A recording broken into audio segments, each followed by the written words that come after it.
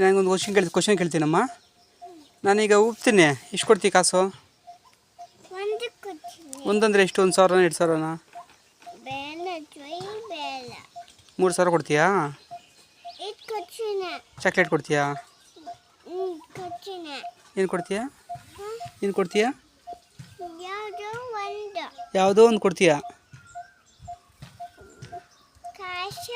ಕಾಸು ಕಾಸು ಕೊಡು ಅಂತ ಕೇಳಿದ್ರೆ ಚಾಕಲ್ ಚುಚ್ತೀಯಾ? ಕಾಸು ಕೇಳಿದ್ರೆ ಚಾಕಲ್ ಚುಚ್ತೀಯಾ ನನ್ನ? ಹಂಗಾದ್ರೆ ಉಬ್ಬೋದು ಬೇಡ ನಾನು? ಉಬ್ಬೋದು ಬೇಡವಾ? ಉಬ್ಬೋದು ಬೇಡ ಹಂಗಾದ್ರೆ? ಉಬ್ಬೇಕಾ ಬೇಡ ಈಗ?